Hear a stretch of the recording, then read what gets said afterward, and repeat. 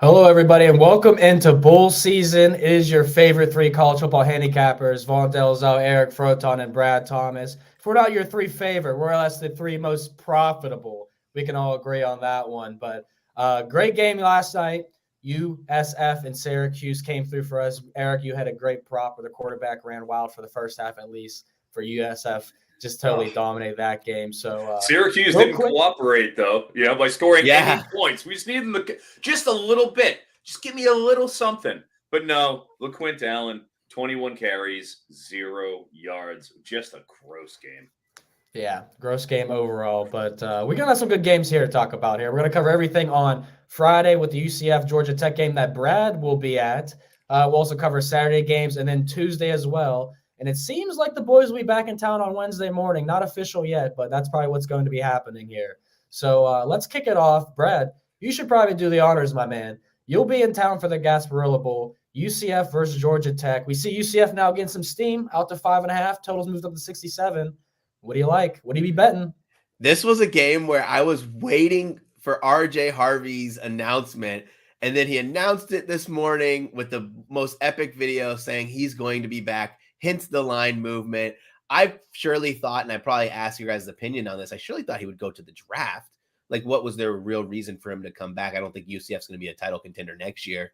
And I don't think it's worth risking injury. But I do think that definitely helps the Knights there. Without Harvey, I probably would have made them closer to a 2.5 point favorite. Yeah, worth 2 points to me.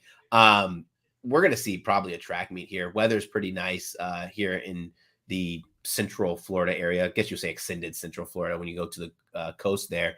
UCF plays well in the Gasparilla Bowl. Unlike South Florida and the Boca Raton Bowl, this is grinding my gears. How people kept saying South Florida has a home game in the Boca Raton Bowl. I'm closer to Boca Raton than South Florida is, and I hate that drive. But UCF is just about an hour and 15 minutes away from the Gasparilla Bowl, so it is a home game. I will be in full force. My family's coming. My friends are going. Pretty much everyone UCF goes to that game. Last time they played in this game, they played against Florida. Georgia Tech won't have as many opt-outs as Florida did, so I don't think it's going to be as easy, but I do see points here. There's going to be a lot of running success on both sides of the ball. Both these teams are terrible against the run. 128th for Georgia Tech, 120th for UCF. I took quarterbacks. I took Haynes King over 50.5. I did actually take him at the same time as Mr. Froton here, so I got a bit of a better number, but I think there's some 50s.5 available. UCF, like I said, bad against running, doesn't get a ton of pressure on the quarterbacks. Haynes King has been playing pretty phenomenal. I went with also John Rice Plumlee. This could bite me in the rear. I don't know what his plans are for the game, but I'd imagine he's just that kind of guy who's going to play this entire game. I see him hitting the 60 mark with ease against Georgia Tech, who's another team doesn't get a ton of pressure on the quarterback, allows running quarterbacks to have success. If you saw what Jackson Dart did against Georgia Tech, that's pretty much what I think Haynes King's going to have not Haynes King. Reese Plumlee's going to have that same mentality. Dart went for 136 against Georgia Tech. So those are my two bets. Yeah, I like this as well. I did a show yesterday, Brad, with your boy Monotone Football, and he was like, I like John Reese Plumlee. Like, what do you think? And I said, oh, absolutely, because I'm pretty sure Brad's on him. So I love that. Question for you guys, too, right here. Eric, feel free to jump in. Hayes King playing out of his mind, Colby says. Any concern there? No concern at all. I love Haynes King. Transfer from Texas A&M, came over earlier this year. And with new coach Brent Key coming in and really clearing the decks for Georgia Tech in the post Jeff Collins era, I mean, we've seen this is a different team. They finally have gotten over that hump. Yes. After transitioning from the option. And you look at UCF, I mean, this is really playing into Haynes King's hands, because their most impactful opt-outs and injury-wise are in the secondary. Corey Thornton, who is their cornerback one, played 667 snaps this year. He is out. He is in the portal. Player injuries-wise, Braden Marshall, who is a reserve cornerback, left last game with an injury. He's questionable. Safety Jure Wilson missed the regular season finale. We'll see if those guys play, of course. That being said, with Haynes King, he's been great over the second half of the season. Not just good, great. And as Brad mentioned with the rushing yardage total, I've seen him at 47.5 in some places. I know you'd mentioned 50.5. It's actually ticked down a little bit. But with King, he has cleared the 50.5 yard mark Actually, not even 50. Like, he has 60 cleared plus. 80 plus yards in 4 of the last 6 games, with the only 2 games he didn't go over that 80-yard mark. Georgia, the final game of the season. I think we can give him a mulligan on that one. And Clemson and their vaunted defensive front. You know what I mean? So those are the 2 teams that managed to shut Georgia Tech down. Every single other one, King is running for over 80 yards. If you were to go to, say, maybe DraftKings and check out his alt line, he's at plus 450. I got him, as Brad mentioned. I bet this 2 days ago at plus 500. If you're going over 80 yards rushing, you're still at plus 450 here. You're going to get plus 750 money if you go over 90 yards.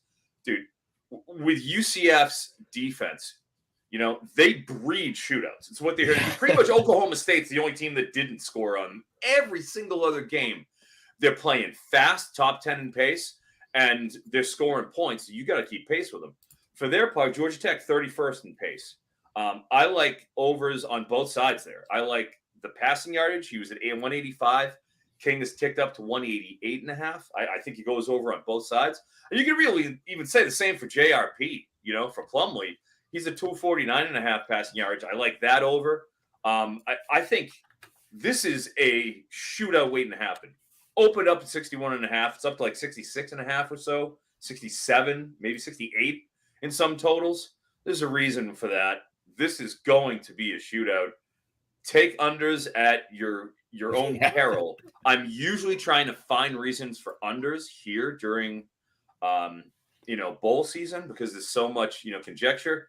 You just can't do it in this game. So I like, the players we just mentioned there. Also, Justice Haynes sitting there at 83.5 rushing yards. I wouldn't pursue the alt lines. There's really not a lot of value on them, but just the straight 83.5 is a go as well. Overs, just overs. Let me ask you a question. Sorry, Vaughn. I just want to ask Eric, what do you think of RJ Harvey's number at 123? I mean, you obviously, as you mentioned, he's coming back, which is just what a wonderful development that is for UCF. But that's a big line, you know. And anytime you're getting over 1, you have to be. I have to know you're going to nuke this line, you know. But being up there at 123.5, it's such a big line. As we talked about LaQuinta Allen up at 130.5, that didn't come through. This is a different circumstance, but I'm going to stay away at 123.5 with a lean to the under. But you can't take an under in this game. So I stay away from that one. Okay. I'm an under guy, right? I love my unders, but my best bet for the weekend's in this game, and it's an over. And you guys, stole a lot of my thunder here, but my best bet is going to be the first quarter over in this game, risking 1.5 units, because a lot of what you guys said, I think the quarterbacks both find a lot of success. I think the ground game, both teams average over 400 rushing yards combined on offense, both allow over 400 on defense. We're talking about a great situation with a lot of possessions too, in my opinion. And in the last 3 games, we've seen UCF get off to quick starts, averaging 11.3 points per game in the first quarter. For Georgia Tech, they're at 8, and they played some pretty good teams too. So obviously 14.5 is a very key number. 14 is a key number in football. I wouldn't want to cross over 14.5, but this is also the highest total of the board in college football season. So overs are definitely vaunted to be played in this game. So I love all of our plays. I think we could sweep this game, Brad. I hope you enjoy this game since you'll be here in attendance. And you always got to cash tickets when you're at the game. And it always helps when you're taking overs at the game, too. Yeah, it makes the game so much worse. You don't want to go to a game and take an under 30, like Steelers Patriots, and have it lose at halftime, and then be sitting there like, now I got to watch this whole second half.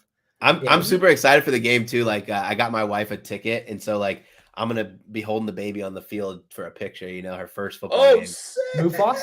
Yeah, did a little Simba moment. Yeah, dude, that's it. That's the play right there. Yeah, well, definitely enjoy that, and hopefully we can enjoy a little bit of action here in Troy versus Duke. I don't know, man. This game to me is more of a lean. I would be taking a look at Duke here plus the 7 points. Obviously, I felt like they've been very battle tested all year. Both coaches are filling in for this game though. So we don't even have 2 head coaches entering this game. Yeah. So that's kind of why it's a stay away for me. Eric, what are you thinking? Yeah, I mean, if you look at what Duke is doing here, it's a case where, sure, are they more talented? P5 team coming down playing a G5 team? Yeah, absolutely. But Troy is basically intact with the exception of Javon Solomon, who that's a big loss for the Trojans, without a doubt. He led the entire nation with 16 sacks this year. He is a absolute menace off of the edge. But besides that, there isn't a lot in terms of what they're missing. But man, on the other side with Duke, head coach Mike Elko heading to Texas A&M, bringing their OC, bringing the defensive coordinator over there with them too. They're already gone. Trooper Taylor, who's going to be the head coach, he's going to be joining them. So he has 1 foot out the door. That's obviously a concern. You have just the transfer portal is absolutely jammed with Duke players here. So they are playing, if you're looking from a personnel standpoint, they're down. But, I'm looking at this from the point of view of props. And, while I did take Troy in my bowl game challenge, laying the 6.5, if I'm looking at betting on something, I'm obviously looking props. Now, with Grayson Loftus, as we know, Riley Leonard is transferred to Notre Dame. He's gone. Adios. No problem. But Grayson Loftus, it's a very reasonable passing yardage prop for him. He's at 193.5. Okay, that is very reasonable. He's crushed that each of the past 2 games. He's gotten 247 and 270 each of the past 2 games. All right, so that certainly, that's well within reason. But then while we saw Jordan Waters hit the portal, wide receiver wise, he's got Jalen Calhoun, he's got Jordan Moore, and with Jordan Moore, he put double-digit targets on to Jordan Moore each of the past 3 games. I don't see how that connection doesn't continue to flourish. Sure, Troy has an excellent group of 5 defense, but this is still Duke, and Loftus has started 4 or 5 games. It's basically been in there the whole second half. So I'm not worried about that. I'm actually pretty bullish. So I like the over with Loftus, 193.5. If you are so inclined, which, hey, we're gamblers here. This is what we do. You want to throw a little sprinkle on his 250 plus, you're going to get 4.5 to 1 odds.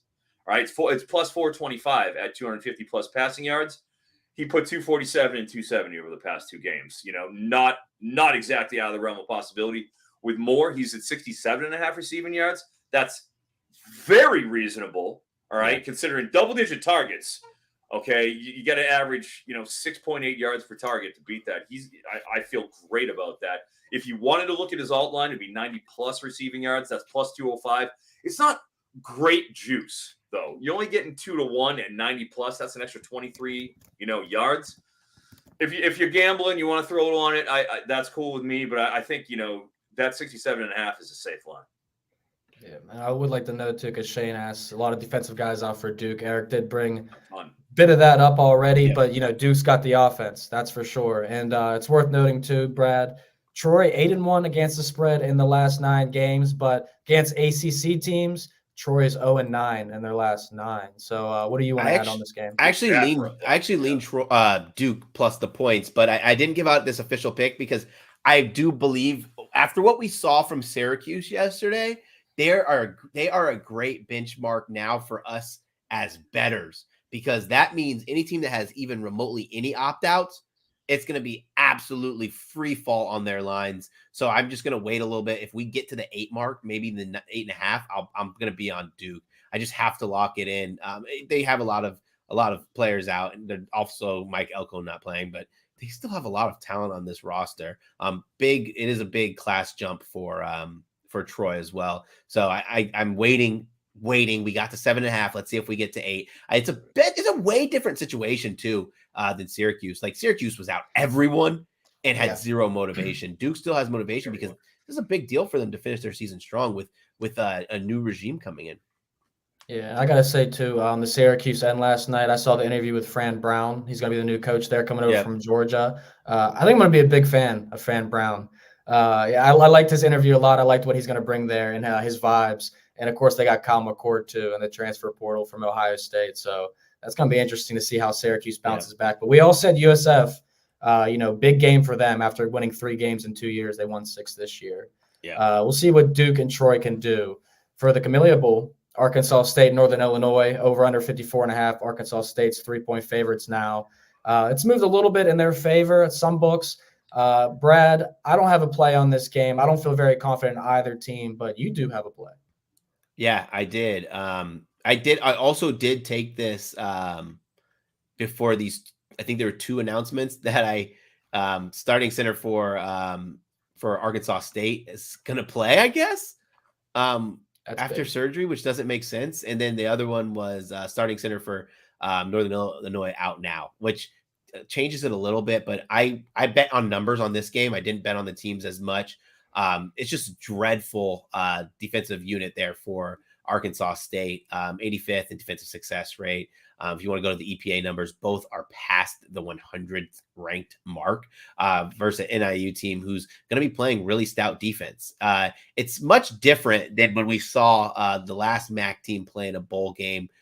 They played against an offense that knows how to play in really bad conditions. I think that getting 3 points in this situation is just something I can't pass up when we look at the sheer numbers. I didn't like the opt-outs. It's funny because in my notes, I don't have any major opt-outs until they just got announced, but I've already placed the bet. I'm not cashing it out. I'm taking Northern Illinois plus the 3. I love that. That's the side that I took too in my bracket pool, so rock with it. Eric, you made me like the under a little bit. Yeah, well, I mean, I like Northern Illinois as well. I took them in my bowl challenge pool, but with analyzing the prop situation here, I feel like it's a bad matchup for Arkansas State in that what does Northern Illinois do? The one thing that they hang their hat on is pass D. They've been very good in pass defense, and they play very slow. 104th in pace. Don't stop the run particularly well, but dude, this is pretty good defense. 36 in EPA per play, 8th nationally in yards per pass allowed. So we know that that's what Arkansas State wants to do. But on the other side, what does Northern Illinois want to do? They want to run the ball. I mean, that is what they're there. Ontario Brown, Gavin Williams, their head coach, Thomas Hammock, former running back coach, former running back himself. So that's really been their identity. And you look over the past few games for Rocky Lombardi, through 18 passes against Kent State, 17 passes against Western Michigan, 26 against Ball State. If you look at, the past 6 games that, over the second half, he's only cleared 26 pass attempts twice, so looking at it this way, they want to systematically break you down and maul you. All right. Yes. So that doesn't exactly lend itself to a lot of passing yardage. Obviously script wise, you could see Arkansas State come out, gas it up, and then this is a problem. But I do like, a little speculation play on the 175.5 passing yardage under for my younger brother, my son, Rocky Lombardi, fellow blonde bomber. I've been getting the Rocky Lombardi comps for 3 years. So I have love for Rocky, but I do lean under. And with Trayvon Rudolph coming back to the team, 58.5 receiving yards coming in too. I do feel like you could probably pair those two together, since they are kind of hand in hand. 58.5 receiving yards, kind of an underrated big line for Trayvon Rudolph. He tends to do, he's not somebody who has, he's not an A-dot guy. You're not targeting him downfield. A lot of his stuff is manufactured touches around the line of scrimmage, which then they have to block and try to free him up. He's only gone over 57 yards twice all season. Okay. Twice all year long. Sure. Maybe he'll have another $170, breakout like he did against Central Michigan, but the baseline is really low for Rudolph. So with his usage being kind of slot adjacent, with most of his stuff being screens, manufactured touches as opposed to downfield, I'm going to pair those two up and go double under with the NIU boys.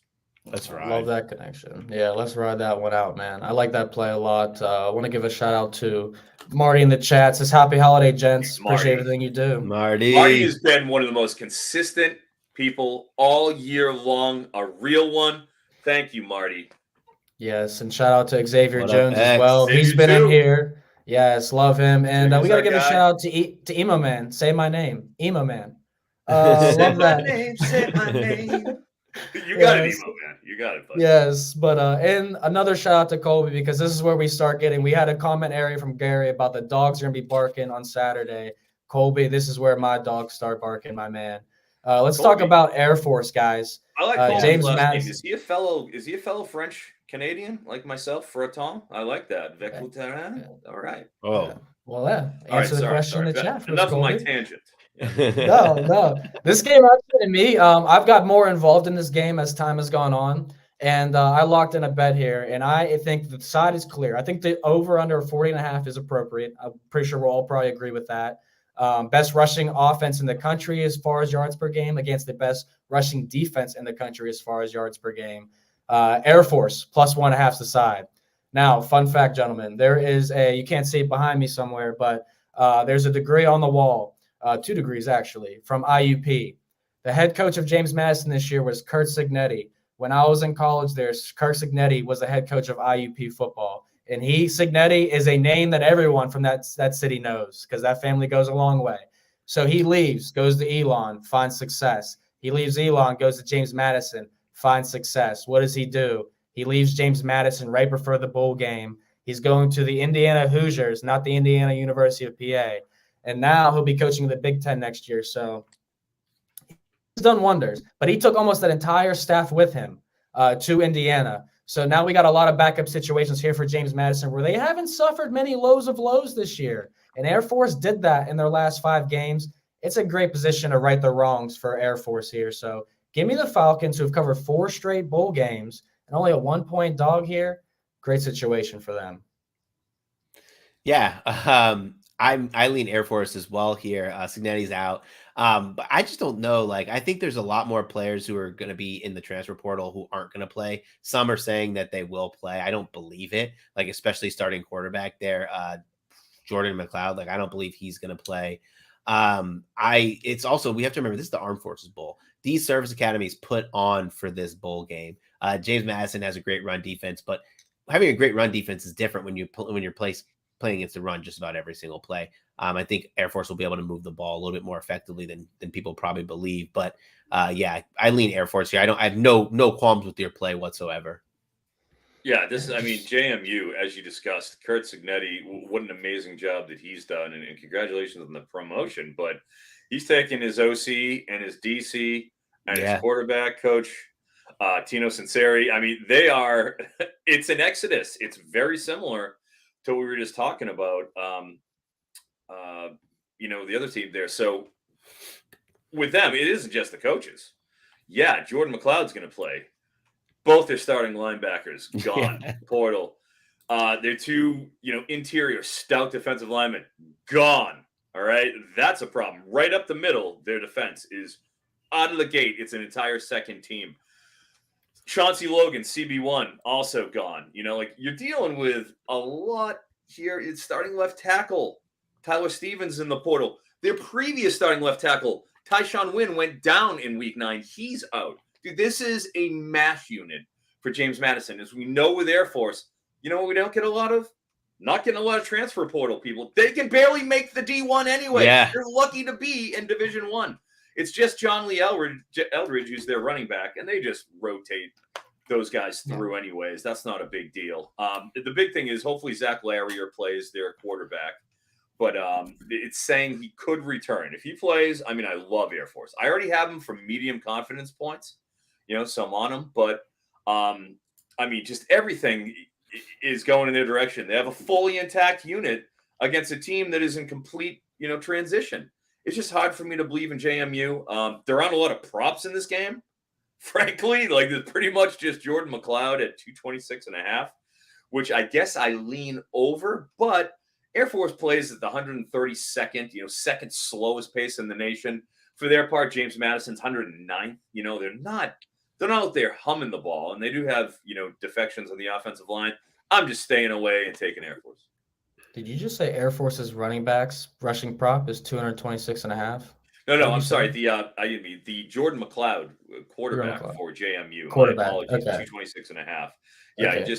I got I that guess wrong. I was I about to lean over, but say. it's tough. That's tough, man. Yeah, no, I agree. I agree. Yeah, I mean, I like what you guys are saying about this game, and John makes me feel more confident about my Air Force pick here. And last thing I'll add on this game is since Indiana, is in the Big Ten, we'll have them on Peacock and NBC next year.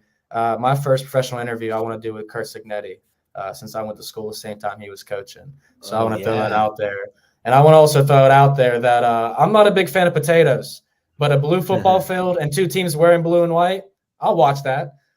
Georgia State and Utah State, the lines come down from 3 for Utah State down to 1.5 now. So, Eric, you got more plays than the both of us in this game, so you might as well kick us off.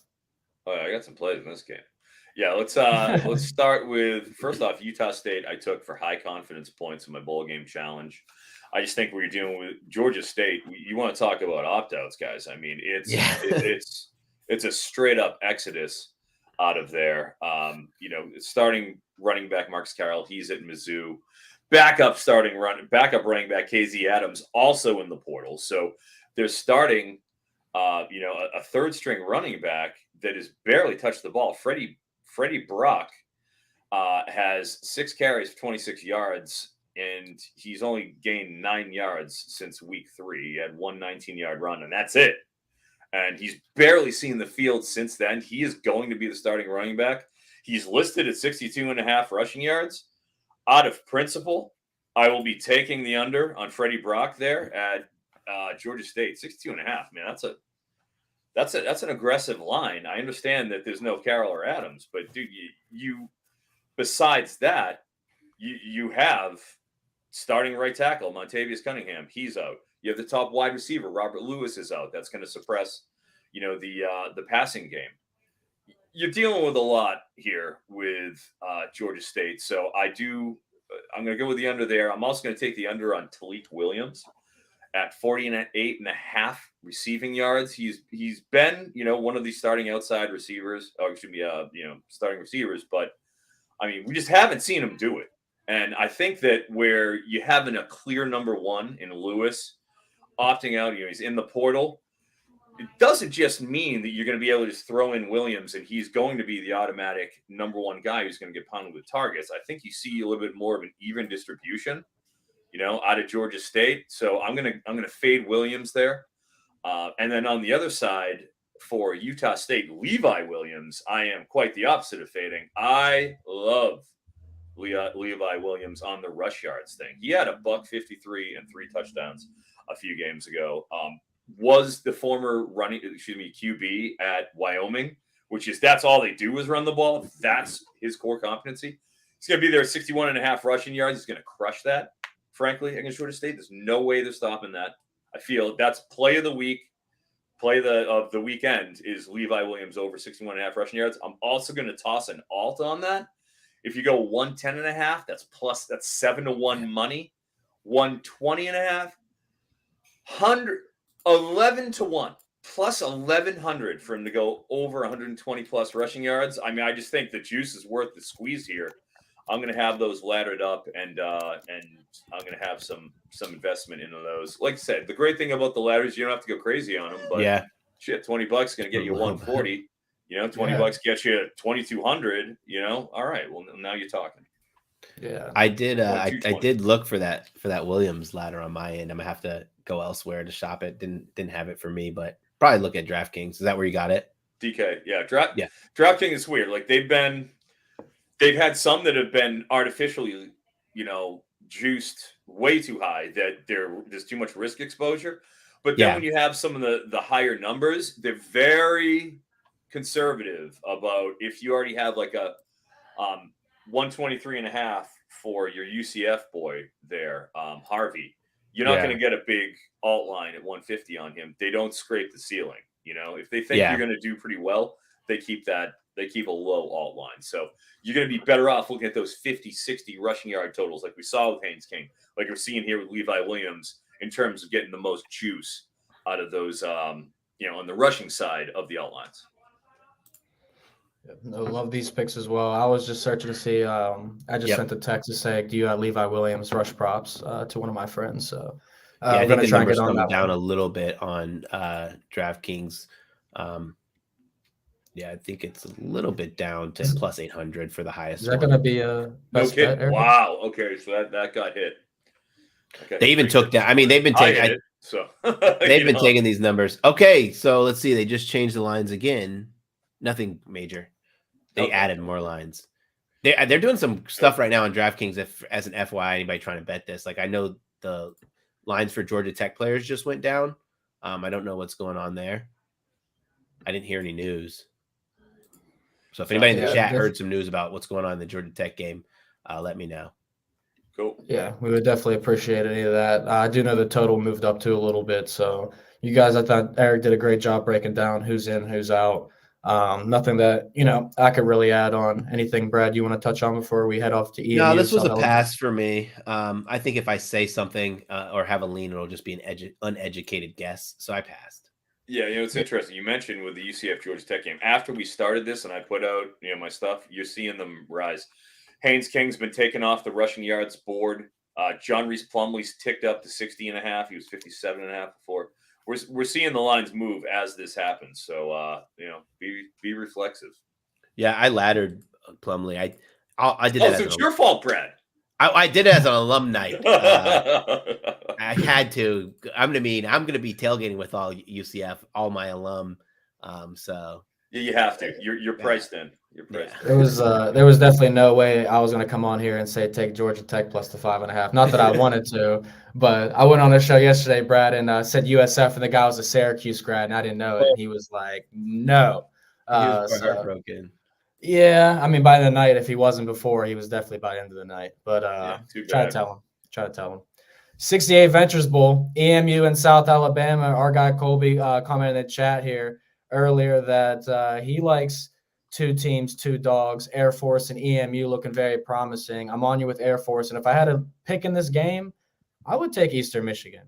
I don't think 17 points I think that's too many points here. South Alabama was 1-4 against the spread in their last 5 games with a full roster. I'm sure Eric's going to hit us with all the opt-out news here, but this is a huge number for your EMU team that should have some type of pride entering this game. This is the largest spread of the bowl season, and I don't know how those teams perform against the spread, but I'd have to imagine when you're talking about these schools at this size, EMU and South Alabama, it's probably profitable towards the dog. Brad, any opinion?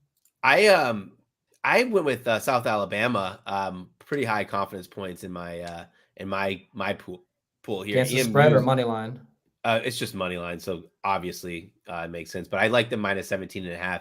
EMU has a lot of opt outs, a lot of injuries that they have to deal with, and they weren't great offensively already against the South Alabama team. That was a pretty good defensive unit there. They're gonna have their own offensive woes here, but I do like the 17. I would like to see. I wish that who was it? Shane said that he likes EMU. I wish I knew why. I think that South Alabama rolls the smoke off them. Yeah, I can't argue with that. It's tough with EMU.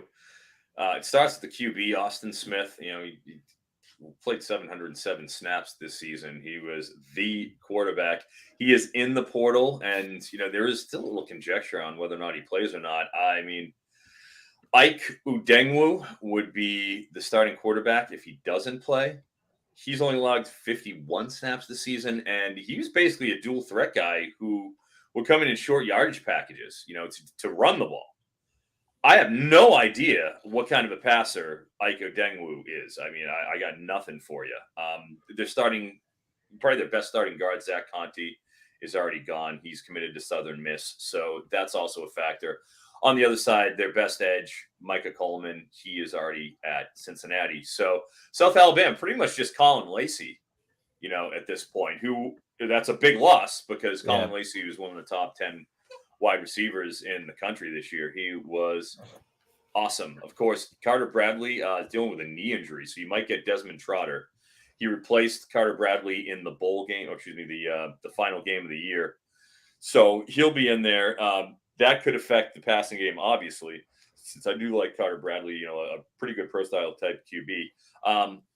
I cannot take the Eastern Michigan Eagles. I just can't do it. I understand it's 17 points, but It's a lot of man, points. I got a bad feeling that this could get bad quickly. This could get Syracuse if things don't go right with a Dengwu at QB.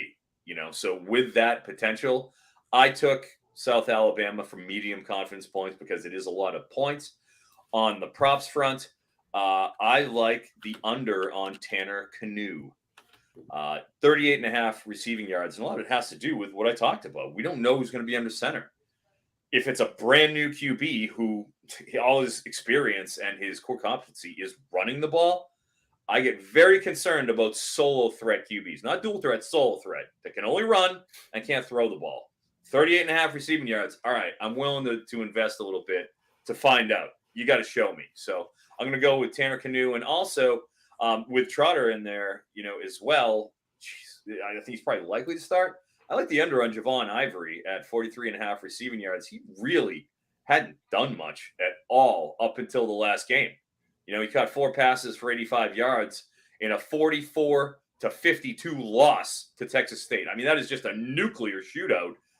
But if you go, and you're going to play the hits before that, he hasn't cleared 19 receiving yards all season long, Javon Ivory.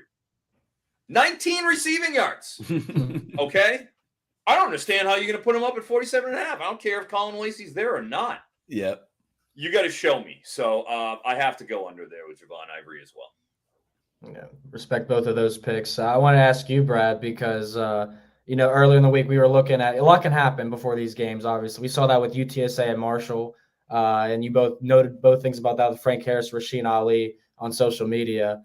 Could I interest you in a South Alabama first quarter or first half bet? Then first quarter is -3.5, first half's -9.5. Would that be the way of approaching this? Yeah. Yeah, because I think they get out to a fast start. They don't have a ton of success on offense, right? Like not great, but they're playing against a pretty already poor defense and a team that's not going to be able to effectively move the ball. So they should get a lot of short fields and have the ball more often. Yeah, man. Yeah, so I think the methodology is sound. I don't see any reason why they don't jump out on this. So I'm still mad about the UTSA game. They end up covering the game. When I realized they were having some success, I took them -6.5 at +140. And you guys want to talk about the Brinks truck? It was backed up on there. And of course, what's funny is I'm a dad, and so I fell asleep watching the game, so I had no idea if I even won.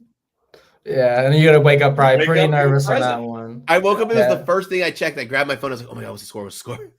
You got 2 presents when you woke up. You wake up and Juliet's got a present in the diaper, and then you got a present in the background. Oh my surprise! God. Yeah. Last time I woke up to check my score was Western Kentucky Old Dominion. I had ODU -4.5, Brad. But I texted you, said this is the easiest bet of bowl season. I woke up, I said this is the stupidest bet of bowl season.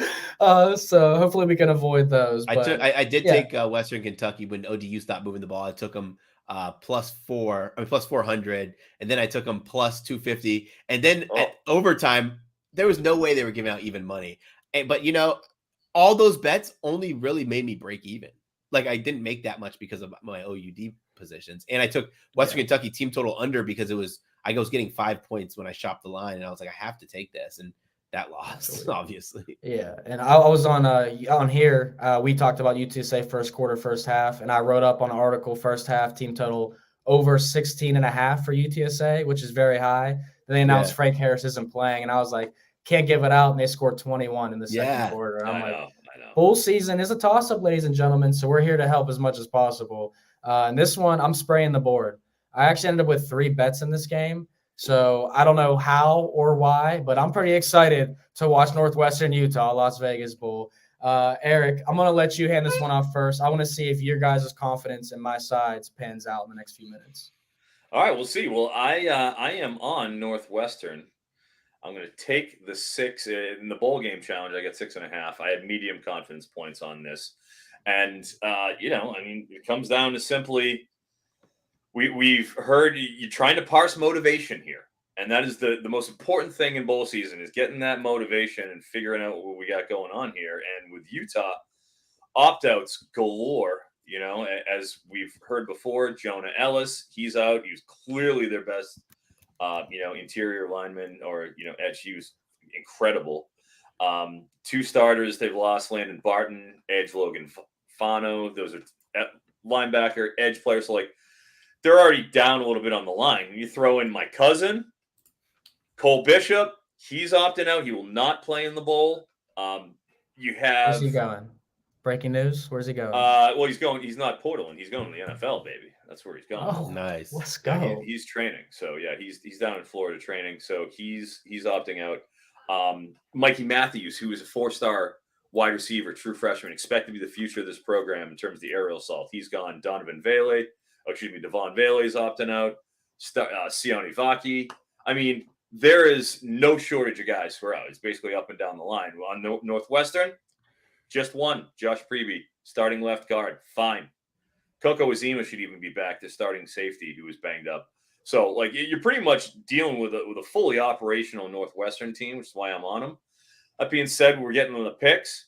I like Jaquindon Jackson's under 72.5 rushing yards. If you looked at what his usage has been this year, man, I had a lot of shares of Jaquindon when it comes to my college fantasy teams, because simply he was awesome towards the end of last season. I mean, just looked like the second coming of Rashawn Johnson for a QB who transitions over to being a running back. But gosh, you look at the past few games, 21 carries against Colorado. Okay, this is Colorado, one of the absolute apex worst run defenses in the country.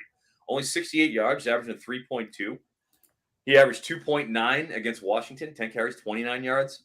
10 for 47 against Arizona. Those are his last 3 games.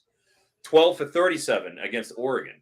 You know what I mean? It's unless they're smoking teams and you're playing against teams with a legitimately horrible front seven, then he hasn't been hitting this. I mean, he's gone under 4 of the last 5.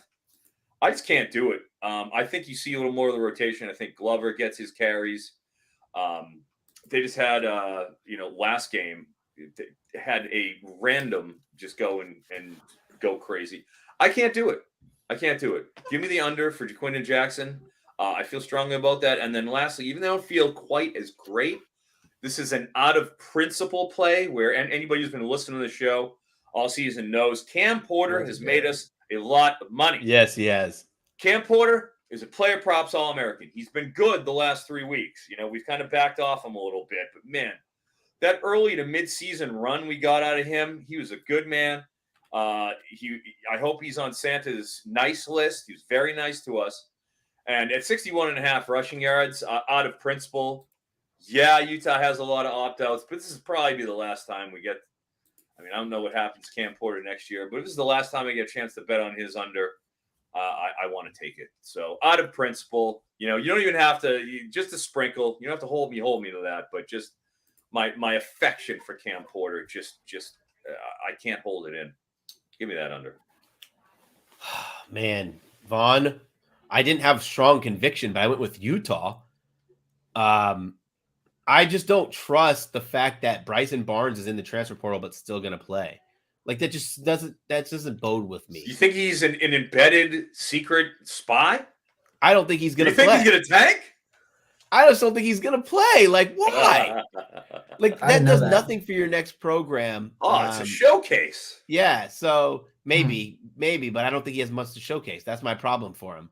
I went with Utah. I took the -6.5. I'm not really confident in it. I don't have much to say about this game other than Utah's still pretty solid defensively. But they have no motivation. Northwestern has the motivation of we exceeded expectations. Now we're coming and we're going to show the nation that we can be a threat next season. You remember there was a time when Northwestern was a legitimate champion in the West. They can come back and do that. So I am not really confident in it. I just think if I were to pick it, it would be -6. Yeah, I can understand that. I did not know Barnes was thinking about playing here, but that's definitely interesting. I thought they were better with Nate Johnson when they had that dual threat ability. Yeah, he said he will. Hey, bring it on. Come play. If I was more confident about it, I would take the Money Parks 32.5 under if I thought that Barnes wasn't playing. I would probably take that to the moon because that's another All-American. Money Yeah. Parks has been a staple of the show. I don't think we've lost one single bet on him all year. I think we probably put him on here 5 times. I don't think I've lost a bet on Money Parks. His name's Money. We can't Oh, lose. he is money. But yeah, I like this game a lot. And like I said, I sprayed the board. It's interesting to see that Utah lost the 2022 bowl game to Ohio State 48-45. Oh my God. What a game. Now though. and now they get Northwestern the following year. The total's 41.5. It's not inspiring for the Utah Utes at all. With all these opt-outs. Give me Northwestern, man. Plus the 7. I sprinkled the money line earlier in the week. We'll play those both down to the 6. I grabbed the under as well. That was one of the first bets out of principle. You know us in the Big Ten unders. They've been so profitable on this end all year. I know Northwestern's going to play great defense. We're talking a little smack on Bryson Barnes, but we haven't even mentioned Ben Bryant. Definitely confidence that he's not going to do much work against Utah's defense. And Utah is always a good bet at home. On the road in neutral fields, it's usually a pass or a fade for me. Give me Northwestern. This is a big game for them to beat Utah. So, yeah, I like that one here. And I want to ask you for the next game, Eric, because the Holiday Bowl is pretty interesting. The San Jose quarterback used to play at Hawai'i, all right? He's got like over 13,000 yards. Go ahead. Well, it's the Hawai'i Bowl, is this one? Yes, exactly. And he used to, and he's from Hawai'i. So it's a little homecoming situation. But Doug Pavia had homecoming, and he didn't do anything for us. All right. So my question to you is, are we looking at any quarterback props in this game? Is there anything you will be keeping your eye on that might come out later? Yeah, as far as this one, I haven't made any financial commitments on this game on the props front yet. I'm very tempted to take Kyrie Robinson's over. He's at 102.5. And man, he's been smoking that all year long. Just been great. And it's really due to a shift in offensive philosophy because, Brian Brennan, this is a team that was air raid adjacent essentially for the past few years. And you'd see Kyrie Robinson sort of catching more passes. So from a college fantasy standpoint, I really liked him because he, in those PPR leagues, he was gold. He's catching 5-6 passes a game. They transitioned away sort of from dumping, those extended handoffs. And it's just been more the straight traditional run game for San Jose State this year. And it's been a night and day difference for how, the way that Kyrie Robinson has been able to produce because he's been banging out 100-yard games left and right. So if I was going to take something, I do lean on Robinson's over rushing. It's a big number. Anything over 100 is tough, but he's just been so good. And I don't really trust Coastal Carolina, considering there's some pretty impactful opt-outs on the other side of the ball, specifically linebacker JT Killen, who's clearly their best run defender. He is not going to be playing. So that's what I would lean. In the bowl game challenge, I went with San Jose State. I'm willing to lay the 10 points against Coastal Carolina. I just think they're a superior team. They had a really nice stretch run, tied for the Mountain West Championship. However, it was a 3-way tie, and unfortunately, through tiebreakers, they weren't chosen to play in the bowl game as UNLV and Boise. So they kind of got screwed there. So they do have motivation because they're like, all right, well, you kicked us out of our championship game. We're coming for Coastal Carolina.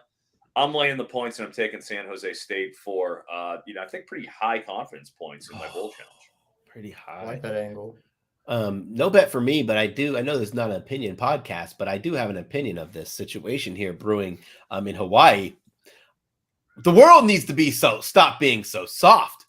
Coach Beck taking a photo with the dance team on the beach in their beach attire and gets basically demanded he takes the photo down, now issuing an apology for taking a photo while they're all there celebrating. Let's come on, people.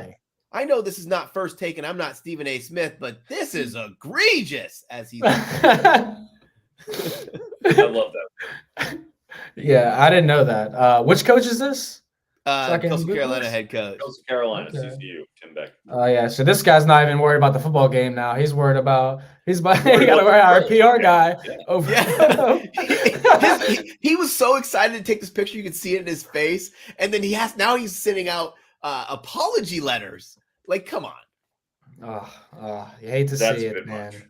Yeah, a bit much, especially he lost his quarterback to the transfer portal. His team's definitely not trending in the right direction against They're the spread partying. here. This is a All the celebration. money's coming to San Jose State, and the under's been moving down from 52 to 49, which is definitely worth noting too. Both teams have been great against the spread this year, 17-7 combined. So we'll see what happens. It sounds like we all like San Jose State, and we all want the Coastal Carolina head coach to get his respect back. All right. Do you guys want to hop into Tuesday or do some best bets for the weekend? We'll do the weekend best bets.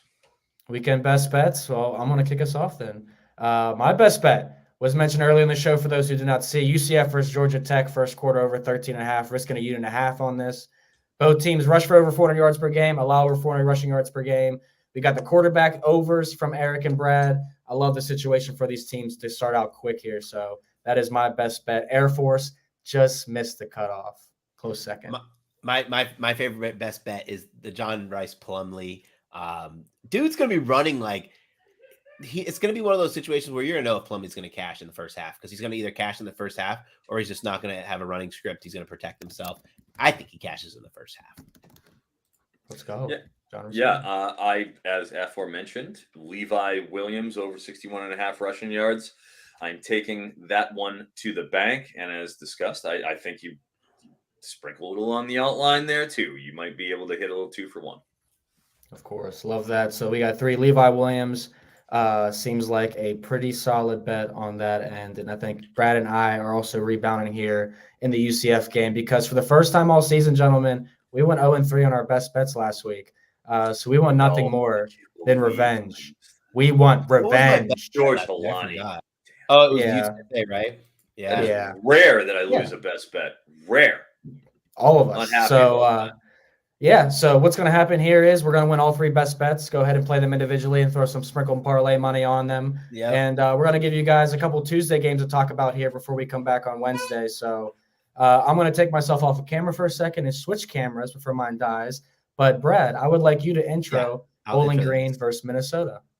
Yeah, so we have the Quick Lane Bowl, Bowling Green versus Minnesota. The Golden Gophers are -4 on the spread, and the total set at 39.5.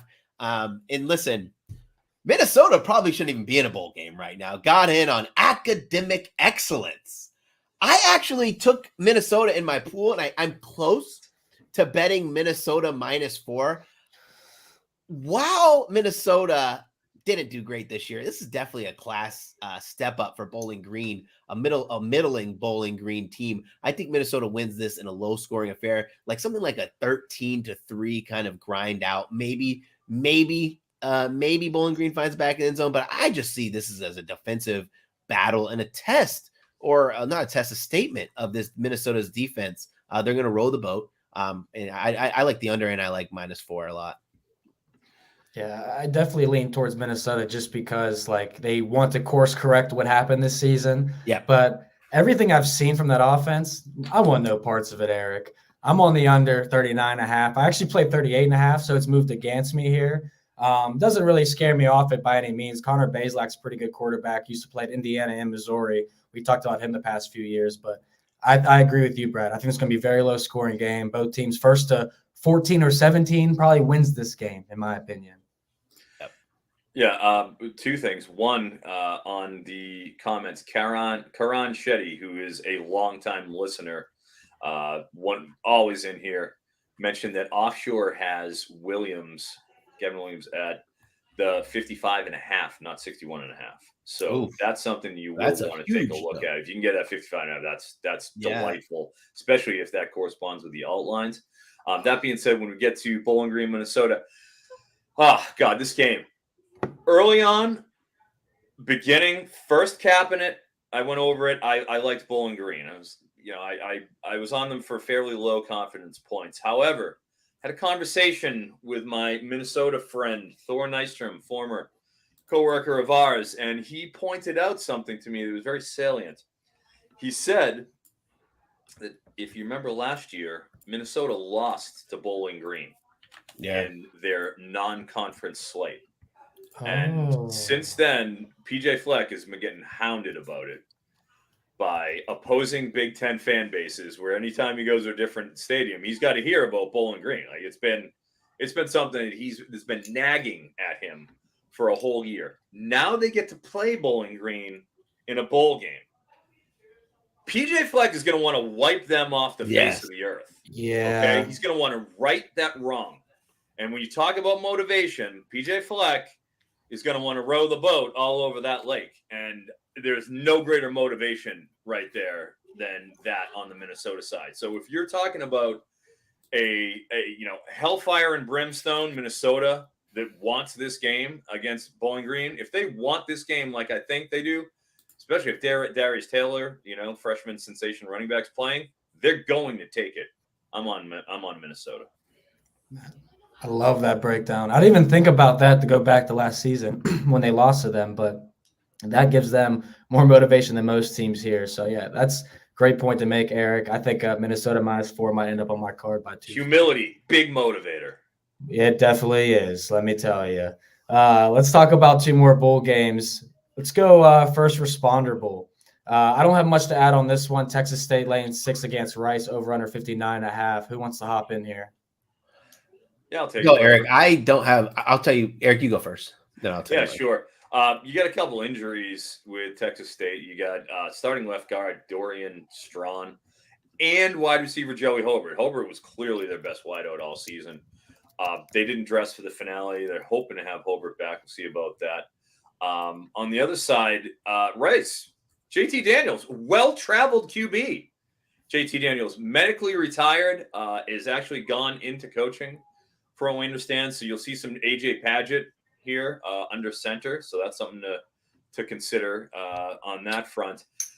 I didn't have a great beat on this game, but with TJ Finley and supposedly playing, up against Rice, Rice can score. Texas State can definitely score. Yeah. I threw a low confidence and took the points with Rice.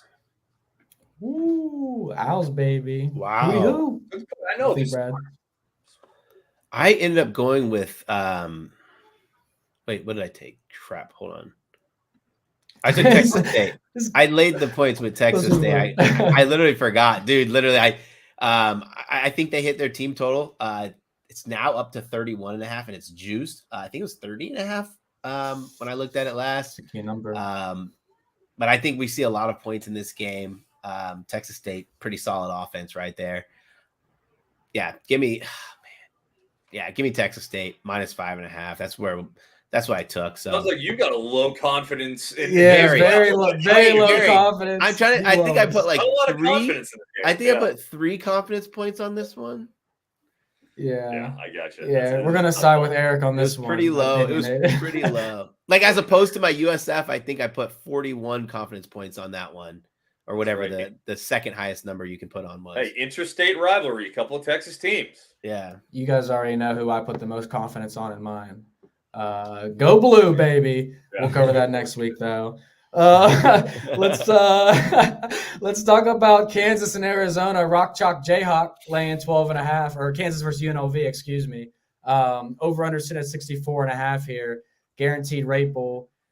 Gotta say, this looks like a good Kansas spot to me, Brad. Any opinion on here? Yeah, I like Kansas here to definitely flex their absolute muscle. I took the -12 here. It's literally another class advantage with a team that's not going to have a ton of opt-outs. And I think that's always great when you have it. Obviously, Kansas loses their OC to Penn State. I doubt he's going to coach this game, but I still think they win this game, and win it with style. Yeah, I mean, I was at the Mountain West Championship game, UNLV against Boise State. Boise State lit UNLV on fire. Yeah, in that game. I mean, it was big play after big play. They just kept gashing them. I mean, I don't know what was going on. Obviously, Brennan Marion, offensive coordinator, has been a very highly sought after sort of a name. We'll see if he ends up somewhere. But I just think with Kansas coming in, their run game, their ability to exert their will on the line of scrimmage has been, as consistent as anything they've done all season. I think Even if Neal decides he's going to opt out, you still have Daniel Highshaw there, who is very good as a running back. You're going to have Mr. Bean. You're going to have just whatever. There are very few players that aren't playing this game. The only one is pretty much their left tackle, Dominic Puny, who is an opt-out. Their offensive coordinator, Andy Konlicki, did take the offensive coordinator job at Penn State, so that is an issue. But I just think, given what I saw out of UNLV 2 weeks ago in Las Vegas, I just can't unsee what Boise State did to them. I can't take UNLV after that. Give me Kansas. Yeah, I want to say one thing too. Sorry, there is a big like glaring trend of teams that lose their conference championship game, how they perform in the bowl games. They do pretty poorly. And they didn't style. They got smoked. Yeah. Yes, they did. Yeah, I didn't have much confidence on this game, to be honest with you. I definitely just felt more confident in Minnesota's under. And now speaking with you guys, I feel more confident in Minnesota against the spread too, rather than betting Kansas UNLV or the other Tuesday game we just aforementioned, Texas State and Rice. Yeah. So let's head over to the People's Parlay, guys, and then we'll leave everyone with our parting thoughts and ever happy holidays. So my People's Parlay pick, I'm excited about it because I'm going Air Force, baby, plus 1.5. Air Force. Hey, well, I'm in. That works for me. I'm going to go with Utah State money line. It's at that. They're minus 1.5. But when you're talking about a parlay, what's the point? You might as well just go money line here. Take that off the board. And I just like as we stated, I just think there's so much turmoil, like just turnover going on at Georgia State. I just Utah State, two teams in opposite directions, lost their last five games. Georgia State. Utah State won 3 out of their last 4. Give me the Aggies. I went with UCF to win. Homer. It's a home game for them. This is an hour drive. They're going to win this game.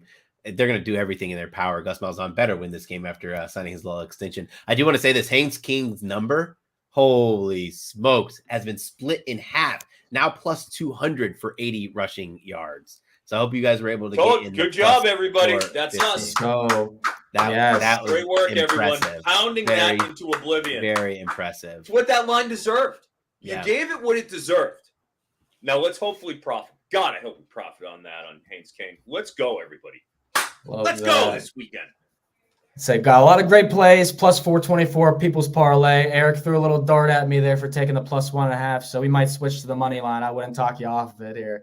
But best bets to wrap us up. I think we're sweeping, gentlemen. UCF, Georgia Tech, first quarter over. Levi Williams over rushing yards at 61.5, and John Reese Plumlee over 57.5. I want to say thank you to everyone watching and happy holidays. Spend it with your family and make sure you are sticking to your unit wagers, making some money, and hopefully you're doing with us. Eric, Brad, leave everyone with your guys' parting thoughts. Yeah, happy holidays. I'm excited, obviously, for Christmas time. I know Brad is as well. He's got the hat and everything for it. But just keep in mind, we will be back on Wednesday, it looks like, to go over the early games for next week because we got a big week. This is the stretch run of college football bowl season. Next week is the week. So we're going to try to make sure we get in. We'll have 2 shows for you to make sure we cover all the games as succinctly and quickly as possible. Now let's go cash those tickets. Yeah, man, I love the holidays here. I love you guys as well. Not only Eric and Vaughn, but also the viewers as well. Juliet's first Christmas, and this is my time. I tell everyone, I go to a lot of games during college football, but the bowl games is like, it's when your boy gets after it a little bit. So if you guys are going to any of the Orlando Bowl games or any of the Florida Bowl games, feel free to shoot me a DM. I'll probably be out there. I know a couple of them. I'm doing the pre-party tailgating sessions there, so you can see me there. We can link up, have a beer or something. Yes, enjoy the Gasparilla Bowl for both of us and all of us watching at home too. And likewise, man. Hope you guys have a happy holidays. Love working with you guys. Love showing up here every week, and we could do it twice next week on Wednesday and Friday. How about that? Yeah. All right, everybody. Make sure you drop a like, subscribe, follow us on X, and we'll see you Wednesday. Merry Christmas, happy holidays.